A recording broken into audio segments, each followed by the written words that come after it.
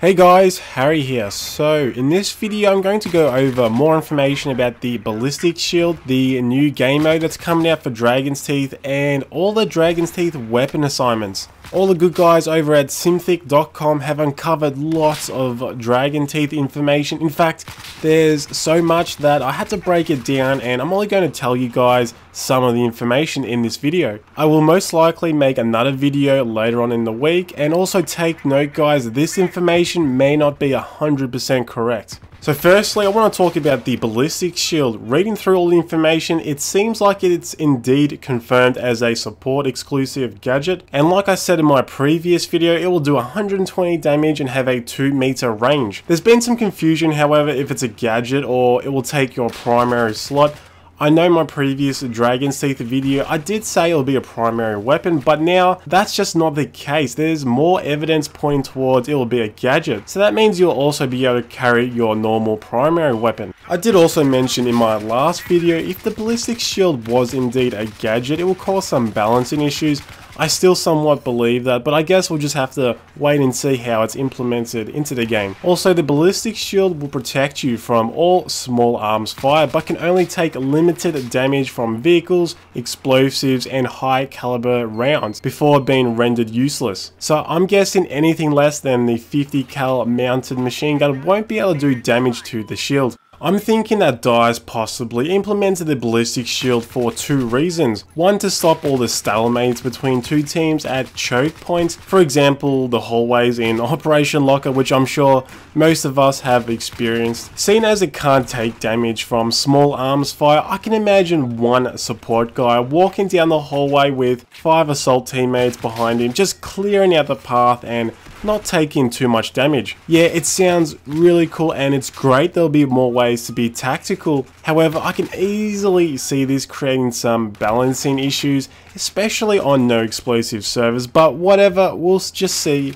what happens. Also, I've seen a few videos going around of the Ballistic Shield being able to push tanks and small vehicles, which is just hilarious to watch. It's also apparently better at pushing boats back into the water than knifing them. I don't know if this is intended as working, but I can imagine it'll be fixed sometime soon after release.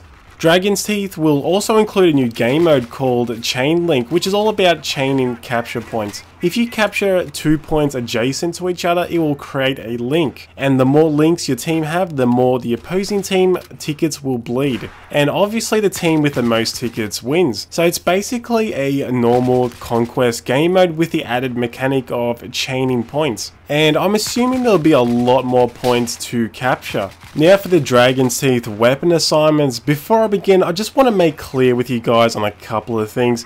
It seems like the tasks required in the assignments don't have to be all done in one round. However, personally, I think that's only for PC.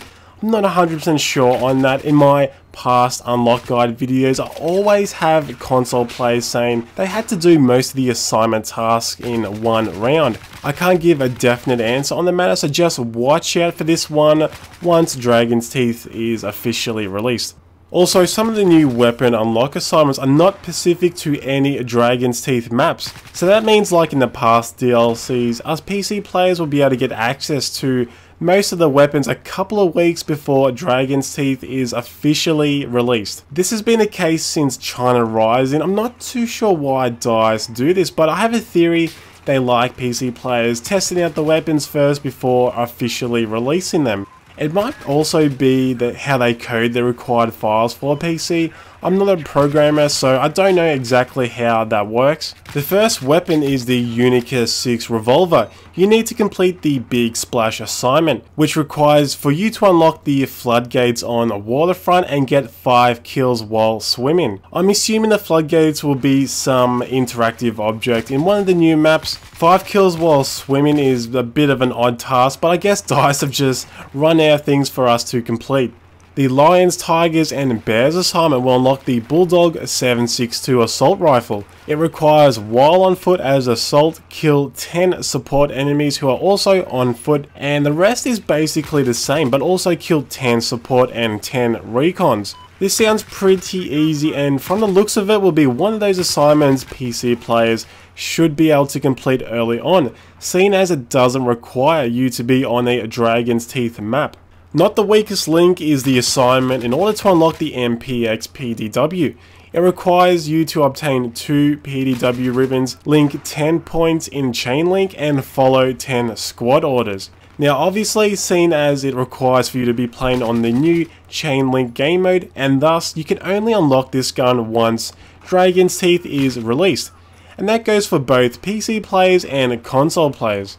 For the next assignment, this is my favourite title so far. It's called the Eye in the Team. If you complete this, it will unlock the CS5 Sniper Rifle. It requires for you to obtain 2 Sniper Rifle ribbons, 10 radio beacon spawns, and 20 spot assists. The beacon spawns, I'm assuming, is people spawning on your beacon and not you spawning on theirs. For all the recons, I highly recommend to do this assignment ASAP once Dragon's Teeth is out. Judging by its stats, the CS5 is going to be a very powerful close to medium range rifle. The Vanguard assignment unlocks the Ballistic Shield. It requires 5 Savior kills, 20 suppression assists, and destroy 3 explosives. All pretty easy stuff. You can passively unlock this assignment while just playing the game normally, which is what I like to see from DICE. Recoil Kinetics assignment unlocks the Desert Eagle. It only requires 20 headshots with the Unica 6. So obviously we need to unlock the Unica 6 before we can progress this assignment. I hate to say it, but the Desert Eagle is going to be a very powerful sidearm. In fact, I'm calling it borderline OP.